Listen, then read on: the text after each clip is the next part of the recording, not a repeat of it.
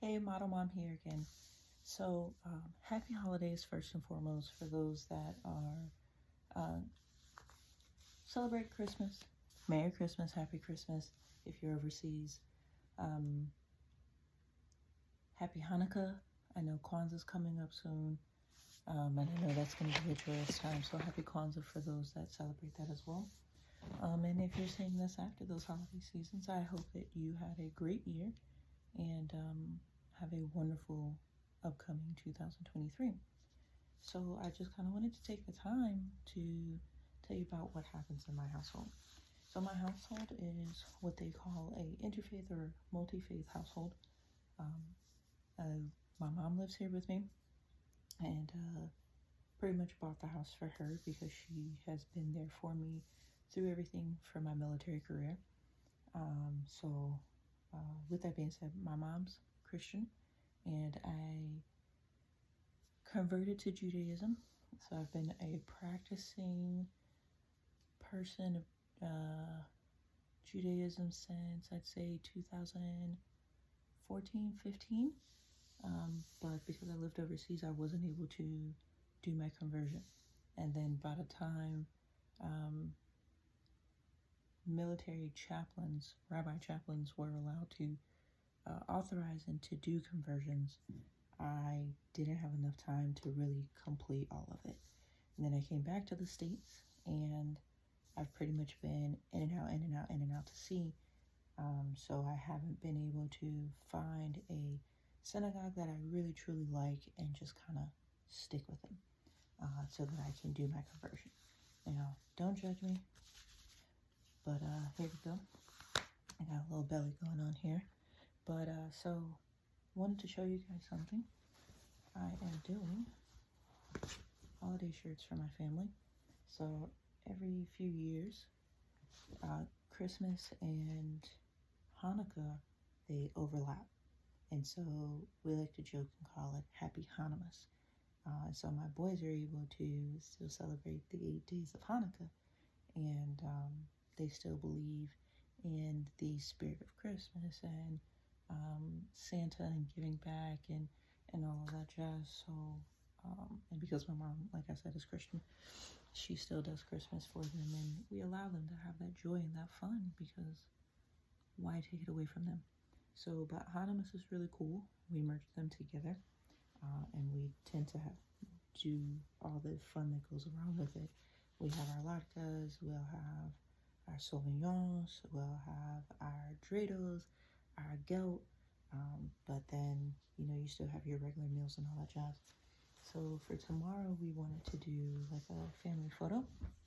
So I kind of came up with the idea of the artwork and put it on some shirts. So my mom had bought us some pants that say Happy Hanukkah. They are absolutely adorbs.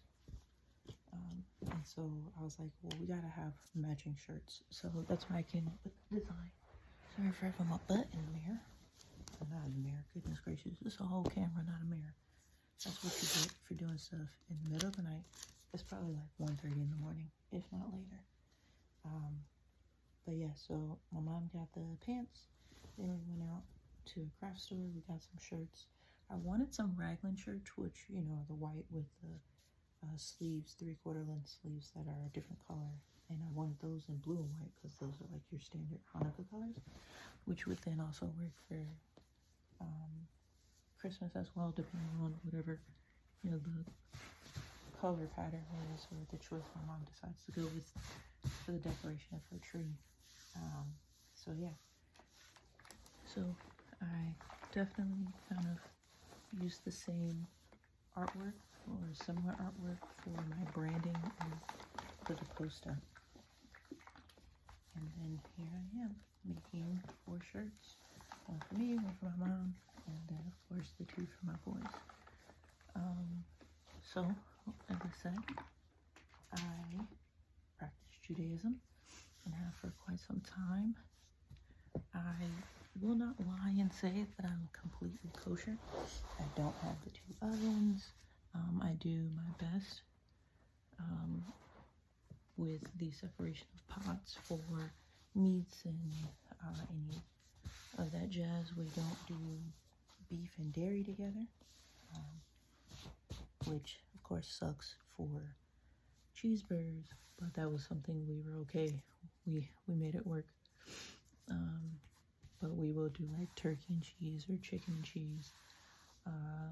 Every now and then we try to skirt the rules, and we'll do like beef with like a goat cheese, or we definitely tried like a vegan cheese. It wasn't our Jimmy Jam. But we've tried to stay as kosher as possible. We stayed away from the big no-nos in our minds, which are pork and your shellfish. So, no shrimp, no lobster, no crab. And then, yeah, like I said, we don't do the mixing. The high holy days, we try to stay really, really clean and into the rules. My mom tries to eat healthy, and bless her heart, I love her. I love her so much. And I mean that in a general sense, like a genuine sense. I really thank God, and I ask Him to continue to bless her. Not in the southern bless her heart, but she has been there with us and gone along for the ride, learning new things with us. Helping me keep the boys sticking to the laws, the kosher laws, as best we all can. And she's even gone to the temple with them, and they were living with her while I was still overseas for a little bit. She found a really good community where they were living, and it was a very beautiful thing. And then in the process, she started kind of cutting back on certain things herself, which have been healthy. It has definitely been hard for the pork thing, I think, for her, but for the most part, she doesn't do it. It has helped us out health-wise, not having pork in our body. Though I will say this, I was not a huge pork eater to begin with, but I was a massive bacon eater.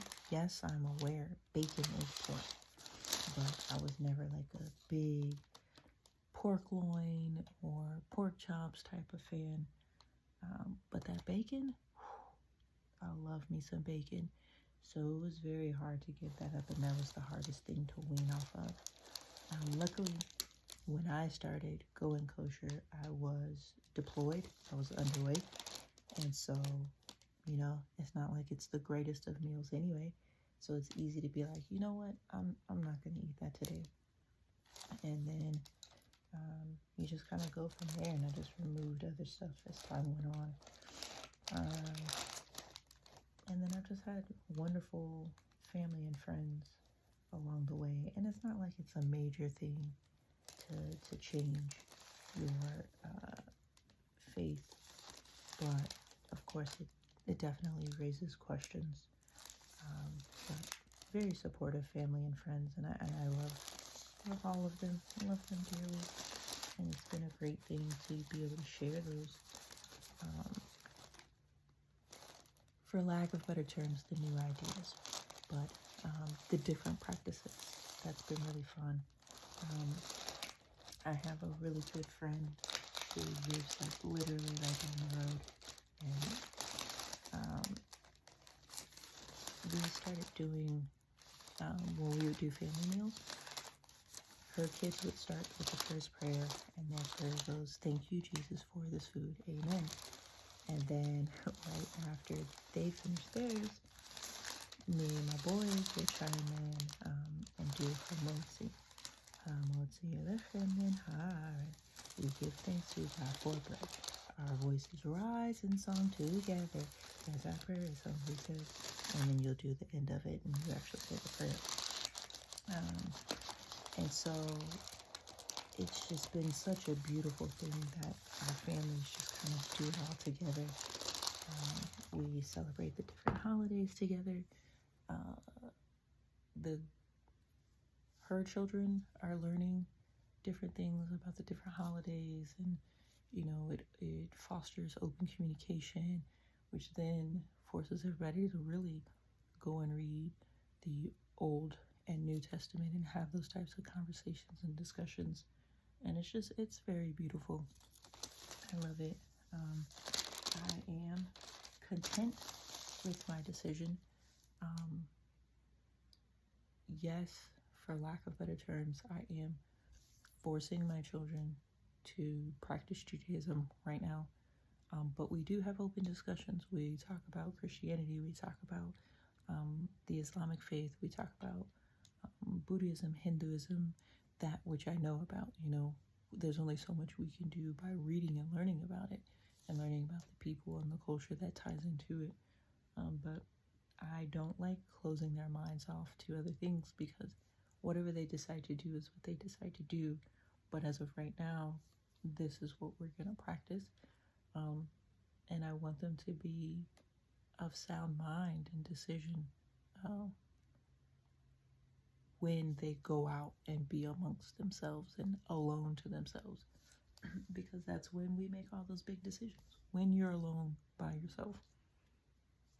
And so, yeah, it's a beautiful thing. So tomorrow is Hanukkah, which is, like I said, I don't know if I said it earlier, it is the overlap of Christmas and Hanukkah. It doesn't happen every year. It doesn't even happen every other year. I don't even think it's gonna happen again until maybe 2025, because next year, 2023, Hanukkah is gonna be the beginning of December, and then in 2024, it runs pretty much from right after Christmas to the New Year's, or past New Year's, or something like that. So it's not every year that you get an overlapping of the two holidays. And so Hanukkah is really fun to be able to have our dreidels and our gelt, and then still also be able to like Santa. So we have our shirts that we're gonna make. World War wear, excuse me. So I'll just finish this one. As you heard, I was doing all the ironing and peeling and such. So we got our shirts, we got our pants. My mom has some Santa hats that we're gonna design tomorrow. Probably pop those on, and probably take a photo in front of our family Christmas tree. And then we still have like our Hanukkah banners. I even have little Hanukkah pillows. These were from Target. These were really cool. But we have a huge Christmas tree. And by huge, I'm probably, I don't know, 7 feet tall tree. Right on the other side. Over there. We're just gonna have fun. I don't want to get into the why I converted, at least not in this video, but maybe I can do that for a different video. But I really hope, no matter what religion you practice, or maybe you don't practice a particular religion, but you enjoy this holiday season, I hope that this holiday season is a fun and festive season. And if you have the capability, go out and do something kind for the next person. You don't need to record it, but just do it. Take someone with you to go help out someone else, because you never know what someone's going through. And just be a positive light in someone's life. And yeah, happy holidays, happy New Year. Well, I plan to put a video out by New Year, but if I don't, I wish you the best ending of 2022 and a wonderful 2023. Again, I'm Model Mom. Have a great day, and thanks for going on this adventure of a story with me.